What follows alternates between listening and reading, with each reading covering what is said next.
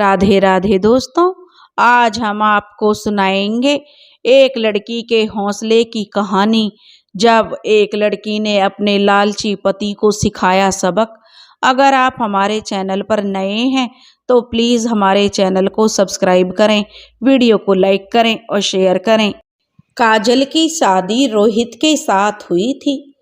काजल जब रोहित के साथ शादी करके ससुराल में आई तो वह खुशी से झूम उठी, क्योंकि काजल ने तो कल्पना भी नहीं की थी कि ससुराल में उसका स्वागत इतना जोरदार होगा। सुबह 8 बजे तक शादी की रस्में चलती रहीं। उसके बाद काजल कमरे में जाकर आराम करने लगी।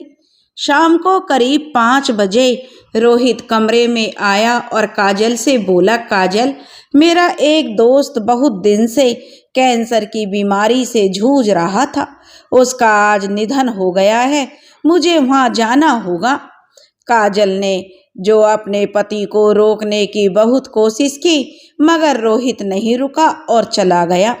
रोहित के जाने के बाद काजल के पास रोहित की छोटी बहन रेशमा आ गई और काजल से घंटों इधर उधर की बातें करती रही।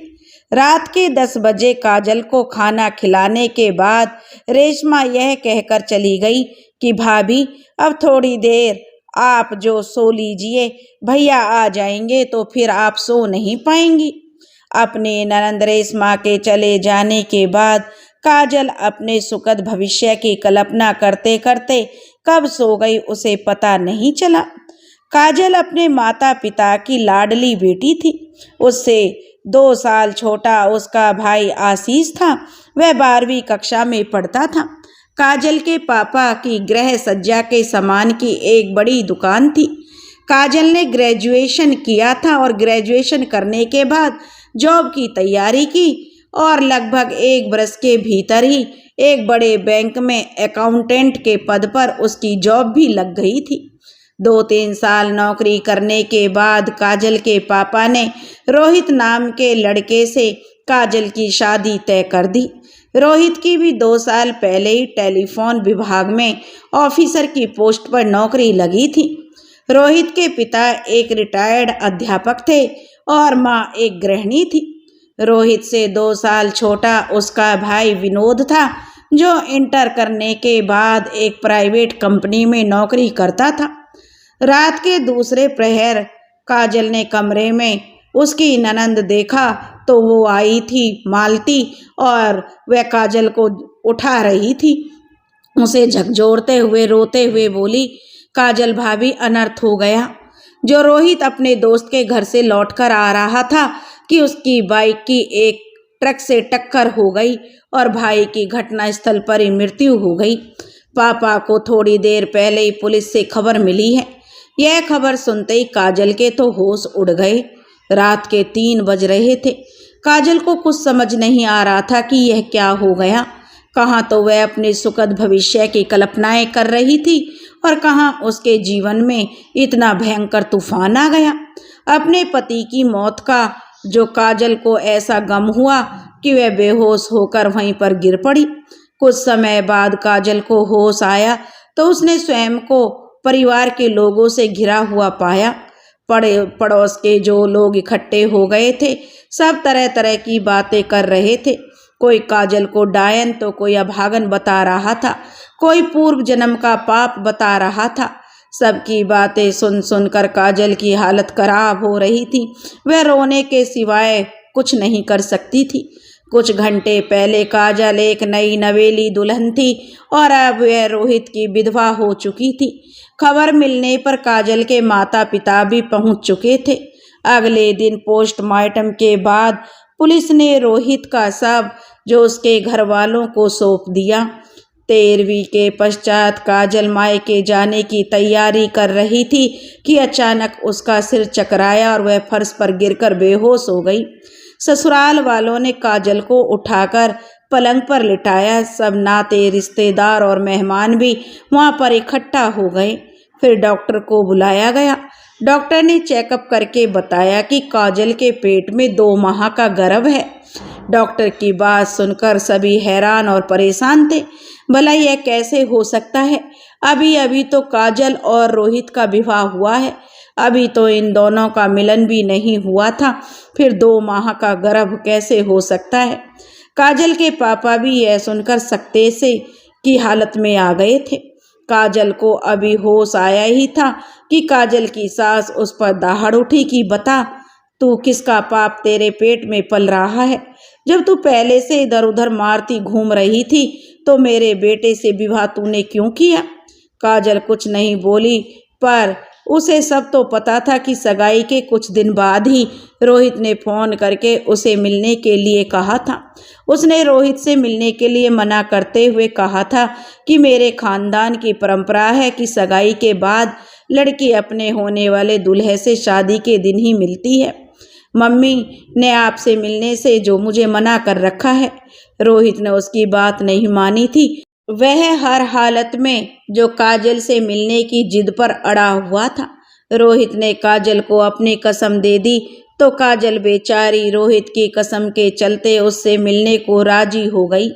शाम को मम्मी को फ़ोन करके झूठ बोल दिया कि मम्मी आज ऑफिस में बहुत काम है, रात को 9 बजे के बाद ही घर आ पाऊंगी। फिर वो रोहित से मिलने के लिए एक होटल में चली गई। उसके बाद भी रोहित अनेक बार अपनी कसम दे देकर जो काजल को मिलने आने के लिए मजबूर करता रहा। काजल इस बात का जरूर ध्यान रखती थी कि इस बात की खबर घर वालों को बिल्कुल न लग पाए। एक दिन रोहित ने काजल को बहला फुसलाकर एक बहुत ही आलीशान होटल में ले गया। कमरे का दरवाज़ा बंद कर उसने उसे अपने साथ जो मिलने के लिए कहा तो काजल वह उसका इरादा समझ गई। काजल ने शादी से पहले सीमा लांघने से मना कर दिया, लेकिन रोहित नहीं माना तो वह मजबूर हो गई और रोहित की जिद का परिणाम अगले महीने ही आ गया। उसने अपना प्रेगनेंसी टेस्ट किया तो पॉजिटिव आया। यह देखकर जो काजल घबरा गई और उसने रोहित से जल्दी विवाह की बात कही। रोहित ने कहा, देखो काजल, सारी तैयारियां हो चुकी हैं, मैरिज हॉल भी बुक है, बैंड वाले घोड़ा बग्गी वाला भी बुक है, बस 1 महीना ही तो बचा है। घर वालों को सच्चाई मैं बता दूंगा तो तुम्हें जो बदनाम हो जाओगी, इसलिए विवाह के बाद मैं सब संभाल लूँगा। सास की दहाड़ से काजल वर्तमान में लौटी। जब सास उसे तरह तरह के ताने देने लगी तो आखिर काजल ने चुप्पी तोड़ दी और उसने सबके सामने हकीकत बता दी। पर उसका सच किसी ने स्वीकार नहीं किया। सभी ने इसे काजल की मनगढ़ंत कहानी बताई। आखिर अपने सिर बदनामी का इल्जाम लेकर काजल अपने माँ पापा के साथ अपने मायके आ गई। काजल समझ नहीं पा रही थी कि अब वह क्या करे। भविष्य तो उसे बिल्कुल अंधकार में लग रहा था। अपने पेट में पल रहे बच्चे की टेंशन उसे अधिक सता रही थी।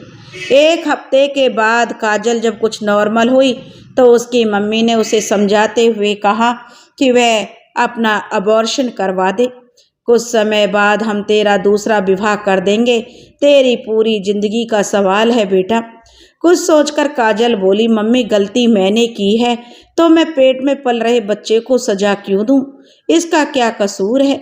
मम्मी मैंने निर्णय ले लिया है कि मैं इस बच्चे को जन्म देने के बाद ही भविष्य की चिंता करूंगी। काजल को अब अपने मायके हुए लगभग 25 दिन हो चुके थे कि अचानक एक दिन काजल का देवर विनोद उसके मायके आ पहुंचा। काजल और काजल के माता पिता विनोद को देखकर चौंक गए। विनोद बोला, काजल मुझे तुम पर भरोसा है कि तुम बदचलन नहीं हो, तुम्हारे पेट में मेरे भाई का ही अंश है। काजल ने विनोद की ओर गुस्से से देखते हुए कहा, जब तुम यह बात समझ रहे थे और तुम्हें मुझ पर भरोसा था तो यह बात उस दिन तुमने सबके सामने क्यों नहीं कही? अपना मुंह क्यों बंद कर लिया था उस वक्त जब सभी ने मुझे बदचलन आवारा कहा? विनोद ने कहा कि काजल, उस दिन मैं तुम्हारे भविष्य को लेकर परेशान हो गया था। उस दिन मैं यह निर्णय नहीं कर पाया था कि क्या करना चाहिए और क्या नहीं। काजल अपने गुस्से पर काबू करते हुए बोली, तो अब तुम क्या चाहते हो? विनोद कहने लगा कि काजल, मैं तुमसे विवाह करके तुम्हारा भविष्य संवारना चाहता हूँ। तुम्हारे होने वाले बच्चे को अपना नाम देना चाहता हूँ। इसके लिए मैंने अपने माता पिता को राजी कर लिया है, क्योंकि काजल दफ्तर और मोहल्ले में बुरी तरह बदनाम हो चुकी थी। सभी उसे आवारा समझते थे। विनोद से विवाह करने के लिए इसलिए काजल तैयार हो गई। काजल बच्चे की डिलीवरी के बाद विवाह करना चाहती थी, परंतु विनोद ने कहा कि वह डिलीवरी से पहले विवाह करके उस बच्चे को अपना नाम देना चाहता है। फिर ऐसा ही हुआ। डिलीवरी से पहले काजल और विनोद का विवाह हो गया। जिस घर से जो काजल बुरी तरह बेइज्जत होकर निकाली गई थी, उस घर में फिर से दुल्हन बनकर काजल लौट आई थी। काजल जो विनोद को अपने दिल में बसाकर अपने प्यार से उसे नहला दिया और प्यार से अपनी पलकों पर बिठा लिया। विनोद भी काजल का बहुत ध्यान रखता था। उसे घर का कोई काम नहीं करने देता था। काम के लिए उसने एक नौकरानी रख ली थी। काजल को विनोद का भरपूर प्यार मिल रहा था और काजल बेहद खुश थी। अब तो उसके पैर जमीन पर नहीं पड़ते थे। प्रसव का समय भी नज़दीक आ गया तो बातों बातों में विनोद ने काजल से कहा कि काजल, तुम अपनी बैंक डिटेल्स मुझे दे दो। प्रसव के समय यदि मेरे अकाउंट में कुछ रुपए कम पड़ गए तो मैं तुम्हारे अकाउंट से ले लूँगा। काजल को विनोद की बात सही लगी।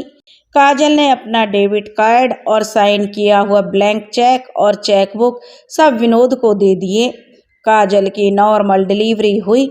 उसने एक प्यारे से बेटे को जन्म दिया, जिसका नाम अंश रखा गया।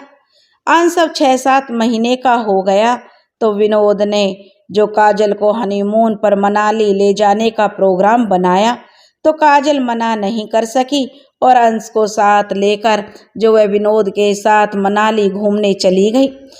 काजल और विनोद मनाली घूमे और विनोद बहुत खुश था कि सब कुछ अच्छा चल रहा था। तीनों खुशी खुशी घर वापस लौट आए थे। काजल विनोद का अथाह प्रेम पाकर जो रोहित को भूल गई थी। अंश अब 1 साल का हो गया था। तब भी काजल ने विनोद से अपने डेबिट कार्ड और चेकबुक जो वापस नहीं लिए थे, क्यों काजल को कभी इसकी आवश्यकता ही महसूस नहीं हुई थी। विनोद ने उसके जो काजल को अंधकार में उसके जीवन को जो रोशनी दी थी, काजल को तब अपनाया था जब वह चारों तरफ से निराश हो गई थी। वह भला विनोद पर अविश्वास कैसे कर सकती थी। फिर विनोद तो उसका जीवन साथी था। जरूरत तो तब पड़ी जब एक बार काजल के पिता को बिजनेस में बहुत बड़ा नुकसान हुआ और उन्होंने काजल से 1 लाख रुपए मांगे। तब काजल ने विनोद को अपने पापा का अकाउंट नंबर देते हुए कहा कि विनोद, मेरे अकाउंट से पापा के अकाउंट में 1 लाख रुपए ट्रांसफ़र कर देना। यह सुनकर विनोद ने कहा कि काजल, तुम्हारे अकाउंट में रुपए हैं कहाँ जो ट्रांसफ़र कर दूँगा, और मुश्किल से मुझे लग रहा है कि तुम्हारे अकाउंट में 1-2 हज़ार रुपये होंगे। काजल को यह सुनकर बड़ा झटका लगा, क्योंकि उसके अकाउंट में तो 9-10 लाख रुपए थे। आखिर इतने रुपए कहाँ चले गए। अब काजल ने विनोद से पूछा, विनोद, मेरे अकाउंट में तो उस समय लगभग 10 लाख रुपए थे। इसके अलावा हर महीने जो मेरी सैलरी भी आती है, तो वो मेरी सैलरी के पैसे भी जो मेरे ही अकाउंट में आते हैं। फिर मेरे अकाउंट के पैसे कहाँ चले गए हैं, क्योंकि मेरे अकाउंट में तो अब तक काफ़ी पैसे जमा हो गए होंगे। तब विनोद कहने लगा, अरे ये तुम कैसी बातें कर रहे हो। तब वह कहने लगी, देखो, मेरे अकाउंट में पैसे थे और मुझे अपने पापा की मदद करनी है, और मेरी मदद जो मेरे पापा करते थे, अब ज़रूरत में तो मुझे उनकी मदद करनी ही होगी, क्योंकि हमारे हनीमून पर खर्च हो गए, जो विनोद ने झंझलाते हुए कहा, और बाकी के खर्च तुम्हारी डिलीवरी पर हो गए, और बाकी घर की ज़रूरतों में खर्च हो रहे हैं। तुम्हारे पैसे से ही तो घर का खर्च चल रहा है। पापा की पेंशन और मेरी तनख्वाह तो भविष्य के लिए जोड़ कर रख रहे हैं। विनोद की बात सुनकर जो काजल खामोश हो गई, पर उसे यह समझते देर नहीं लगी कि उसके साथ कुछ तो गलत हो रहा है। डिलीवरी के समय उसको एक छोटे से हॉस्पिटल में एडमिट किया गया था और डिलीवरी भी नॉर्मल हुई थी, जिसका बिल मात्र 50,000 रुपये आया था। हनीमून पर भी अधिक खर्च नहीं हुआ था। जिस होटल में ठहरे थे वह भी बिल्कुल नॉर्मल सा था। उसका खाना पीना भी सामान्य ही था। जो होना था वह हो चुका था। काजल इस पर बहस करती तो रिश्ते में खटास आ जाती, लिहाजा उसने भविष्य में सावधान रहने की ठान ली।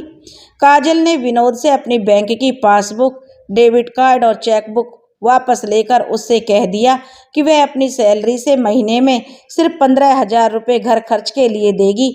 बाकी पैसे वह अपने बेटे अंश के भविष्य के लिए जमा करेगी। काजल के फैसले से विनोद को बहुत दुख हुआ, लेकिन वह उस समय कुछ बोला नहीं। अगले दिन बैंक से ओवरड्राफ्ट के जरिए काजल ने रुपए निकालकर अपने पापा को दे दिए, पर उन्हें यह नहीं बताया कि विनोद ने उसके सारे पैसे खर्च कर दिए हैं। कुछ दिन तक सब कुछ ठीक ठाक रहा। फिर एक दिन अचानक विनोद ने काजल से कहा कि काजल, मैंने नौकरी छोड़ दी है। काजल ने पूछा कि आपने नौकरी क्यों छोड़ दी? तो विनोद ने कहा कि मुझे बिजनेस करना है, इसके लिए तैयारी कर ली है मैंने, पर तुम्हारी सहायता के बिना यह नहीं हो सकता। काजल ने कहा कि मैं तुम्हारी सहायता हर तरह से करूंगी, बताओ मुझे क्या करना होगा। तब विनोद बोला, काजल, तुम्हें 20 लाख का लोन बैंक से लेना होगा। उस रुपए से मैं बिजनेस करूंगा। मेरा बिजनेस कुछ इस तरह का होगा कि 4 साल में लोन चुकता हो जाएगा। तब काजल बोली, मगर विनोद, इतने रुपए का लोन मुझे नहीं मिल सकता। मुझे 4 साल ही तो हुए हैं नौकरी करते हुए। काजल, विनोद बोला, मैंने पता कर लिया है कि होम लोन मिल जाएगा तुम्हें। मगर जो विनोद, काजल कहने लगे, हम होम लोन लेंगे तो बिजनेस कैसे करोगे? होम लोन लेने पर तो घर तो लेना ही होगा ना। अब काजल, विनोद कहने लगा, इसकी टेंशन तुम मत लो, मैंने सारी व्यवस्था कर ली है। तुम तो केवल होम लोन के पेपर पर साइन करके बैंक में जमा करने हैं। विनोद, काजल कहने लगी, मैं समझी नहीं, तुम ठीक से बताओ कि तुम करना क्या चाहते हो। और काजल ने विनोद की ओर देखते हुए पूछा। तो विनोद ने अपनी प्लानिंग काजल को बताई तो वह सकते में आ गई। दरअसल विनोद ब्रोकर के माध्यम से फर्जी कागजात पर होम लोन लेना चाहता था, जिसमें उसे 4 महीने बाद पूरे रुपए कैश में मिल जाएंगे। बाद में ब्रोकर अपना कमीशन लेगा। काजल ने इस काम के लिए मना कर दिया, मगर विनोद ने काजल को अपनी कसम देकर इस काम के लिए मना ही लिया। 4-5 दिन में विनोद ने पेपर तैयार करवाकर काजल को दे दिए। अब काजल बड़े धर्म संकट में पड़ गई कि साइन करूं या ना करूं। इसी उधेड़-बुन में 3 दिन बीत गए। आज घर में झाड़ू पोछा लगाने वाली नौकरानी अचानक काजल से बोली, मैडम, सुना है आप बैंक से लोन लेकर विनोद बाबू को दे रही हैं। काजल बोली, तुम्हें किसने बताया? तब नौकरानी ने कहा कि कल आपके घर से जब मैं काम करके वापस जा रही थी तो विनोद बाबू आंगन में अपनी माँ से बात कर रहे थे। उनके बीच होने वाली बात मैंने सुन ली थी। विनोद बाबू कह रहे थे कि माँ, आप चिंता मत करो, बिजनेस के लिए काजल लोन लेकर दे रही है। लोन लेने के बाद इस घर में हम नहीं रहेंगे और काजल को रहने नहीं दूंगा। मैं काजल को इस पर तरह तरह के इल्जाम लगाकर इसे घर से निकाल दूंगा। अपनी नौकरानी की यह बात सुनकर काजल चुप हो गई। काजल को लगा उसके दिल की धड़कन बंद हो जाएगी, मगर कुछ ही देर में काजल ने स्वयं को संभालते हुए अपनी नौकरानी को डांटते हुए कहा, अपनी बकवास बंद करो, क्या कह रही हो तुम? डांट खाकर नौकरानी पल दो पल तो चुप रही, मगर फिर बोली, मैडम, कुछ दिन पहले मेरे बेटे की तबीयत खराब थी तो आपने रुपए से मेरी सहायता की थी, इसलिए मैंने कल जो बात सुनी आपको बताना सही समझा। मैडम, आप बहुत अच्छी हैं, पर आप विनोद बाबू से सावधान रहना, वह बिल्कुल भी अच्छे नहीं हैं। उनकी नज़र हमेशा मेरी लड़कियों पर रहती है। उन्होंने आपसे शादी क्यों की, मेरी समझ से बाहर की बात है। इसमें भी जरूर उनका कोई ना कोई लालच छुपा होगा। अब काजल के मन में शक घर कर गया तो उसने अपने ममेरे भाई को फ़ोन करके उसे सारी सच्चाई बताने का निर्णय लिया। उसके ममेरे भाई का नाम जो कपिल था और कपिल ने 10 दिन में ही विनोद की पूरी कुंडली निकालकर जो काजल के सामने रख दी। काजल को कपिल से पता चला कि विनोद आवारा किस्म का लड़का है, प्राइवेट जॉब से थोड़ा बहुत कमाता था और अपने कपड़ों और अन्य शौक पर खर्च कर देता था। देखने में विनोद आकर्षक था तो खुद को ग्रेजुएट बताकर अमीर घर की लड़कियों को अपने जाल में फंसाकर उनसे पैसे ऐंठने का काम अच्छे से जानता था। काजल अब यह जान चुकी थी कि विनोद ने अपनी मां के साथ मिलकर उससे 20 लाख रुपए ऐंठने का प्लान बनाया है। विनोद की मां भी इतनी ही लालची थी कि वह भी कुछ भी कर सकती थी। विनोद की मां ने विनोद को काजल से विवाह करने की परमिशन भी इसीलिए दी थी कि इसने अपनी मां को 2 लाख रुपए देने का वादा किया था। काजल से शादी करने के 1 साल बाद उसने अपना वादा पूरा भी कर दिया था। काजल के बैंक अकाउंट से पैसे निकालकर विनोद पर काजल से किसी भी तरह से रुपए लेने का जुनून सवार था। रुपए के लिए वह कुछ भी कर सकता था। सच्चाई पता लगने पर काजल को अपना वजूद खतरे में लगने लगा। अपना अस्तित्व बचाने के लिए उसने विनोद को साफ साफ रूप से जो अपने नाम पर लोन लेने से मना कर दिया। काजल ने कहा कि वह बैंक से किसी भी तरह का लोन नहीं लेगी। काजल का लोन लेने के लिए मना करना विनोद को अच्छा नहीं लगा और उसे बहुत गुस्सा आया, पर किसी भी तरह से उसने अपने गुस्से पर काबू कर लिया। विनोद ने काजल से केवल इतना ही कहा कि मुझे तुमसे ऐसी उम्मीद तो बिल्कुल नहीं थी। कुछ दिन तो खामोशी से बीत गए, मगर विनोद और उसकी मां ने काजल से बात करना बंद कर दिया। काजल को लग रहा था कि उन दोनों के बीच कुछ तो खिचड़ी पक रही है, पर क्या? काजल यह बात समझ नहीं पा रही थी। काजल को लगा कि उसे कुछ दिन की छुट्टी लेकर घर पर ही रहना चाहिए ताकि उन दोनों के असली मंसूबों को वह जान सके। और उसने काजल ने जो तबीयत खराब होने का बहाना करके कुछ दिन की छुट्टी ले ली और घर पर रहकर काजल की पैनी नज़र सास और अपने पति विनोद पर ही रहती थी। काजल दोपहर में अंश को लेकर लेटी हुई थी। कूलर चलने के कारण बाहर की आवाज़ अंदर नहीं आ रही थी।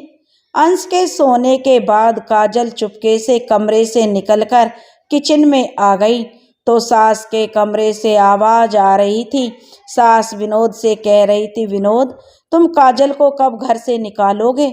उसने तो अब लोन लेने से भी मना कर दिया है, फिर उसे अब क्यों बर्दाश्त कर रहे हो? विनोद बोला, माँ तू चिंता मत कर, उससे तो 20 लाख रुपए मैं लेकर ही रहूँगा। तब उसकी माँ बोली, मगर कैसे? तब विनोद कहने लगा, मैं उसे जान से मार दूंगा। तो उसकी माँ चौंक गई और बोली, मतलब? तब विनोद बोला, माँ मुझे पता था कि काजल नकली कागजात पर लोन नहीं लेगी, इसलिए मैंने 6 महीने पहले ही जो प्लानिंग बना ली थी। उसकी माँ बोली, कैसी प्लानिंग विनोद? तब विनोद बोला कि मैंने काजल का 50 लाख का बीमा करा दिया है, उसका प्रीमियम बराबर भर रहा हूँ। काजल की हत्या किसी से करा दूंगा तो बीमे की रकम मुझे मिल जाएगी, क्योंकि नॉमिनी मैं ही हूँ। विनोद की प्लानिंग सुनकर उसकी माँ भी खुश हो गई। फिर कुछ सोचते हुए बोली, विनोद अगर पुलिस के द्वारा पकड़े गए तो सारे की सारी प्लानिंग धरी की धरी रह जाएगी। विनोद बोला, माँ ऐसा नहीं होगा। काजल की हत्या मैं कुछ इस तरह से करवाऊंगा कि रोड एक्सीडेंट लगेगा, बाद में अंश को उसके मायके भेज दूंगा।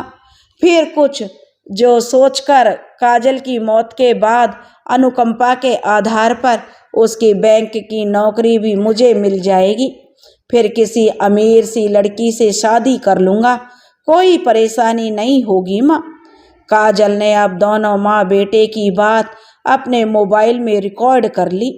दोनों माँ बेटे का षड्यंत्र अब काजल को पता चल गया था। अब उसका वहाँ रहना खतरे से खाली नहीं था। इसलिए काजल शाम को अपने बेटे अंश को लेकर किसी बहाने से अपने मायके के लिए चली गई और मायके जाकर जो उसने अपनी सास और पति की बातें अपने पिता को बताईं, तो काजल के माता पिता ने काजल की बात सुनकर जो विनोद से तलाक लेने की सलाह दी। काजल विनोद को ऐसे ही तलाक देकर नहीं छोड़ना चाहती थी, बल्कि उसे जेल की सलाखों के पीछे भेजकर जेल की हवा खिलवाना चाहती थी। यदि वह विनोद को सिर्फ तलाक लेकर छोड़ देती तो वह फिर से किसी न किसी लड़की की जिंदगी को बर्बाद कर देता। फिर काजल पुलिस स्टेशन जाकर विनोद के खिलाफ रिपोर्ट दर्ज करवा दी और सबूत के तौर पर मोबाइल में रिकॉर्ड बात सुनवाई। पुलिस ने विनोद को अपनी पत्नी काजल की हत्या की साजिश के तहत गिरफ्तार कर लिया और उसकी मां को हिदायत देकर छोड़ दिया। 6 माह के भीतर ही काजल और विनोद का तलाक हो गया।